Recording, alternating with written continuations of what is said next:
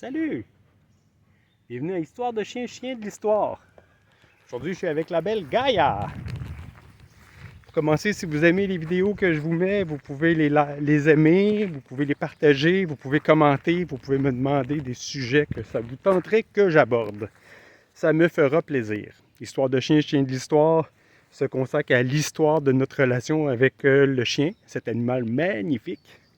Aujourd'hui, on va aborder le fait de considérer son chien comme son bébé, son enfant. Souvent, c'est un peu mal vu par beaucoup de personnes dans notre société.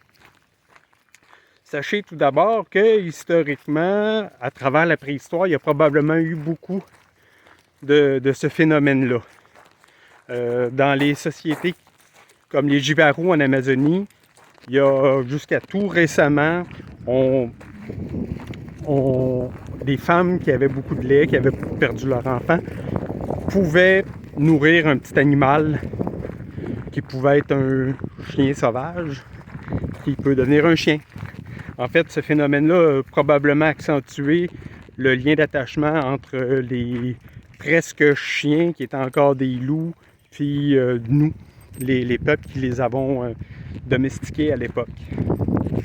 Un autre fait aussi, c'est que dans beaucoup de clans, entre autres en Australie, chez certaines tribus amérindiennes, comme les Iowa, et je parle pas de l'État américain, ou les Winnebago, et je parle pas du véhicule motorisé pour les snowbirds,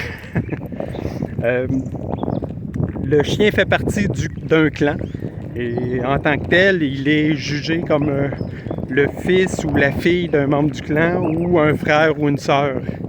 Fait que vous n'êtes peut-être pas tant dans le champ, probablement que nos ancêtres du Paléolithique qui ont domestiqué le chien en ont fait des parents. Fait que sentez-vous pas trop mal. Pour terminer, je vous dirais que de stimuler l'intelligence de votre chien, c'est pour son bien-être et le vôtre.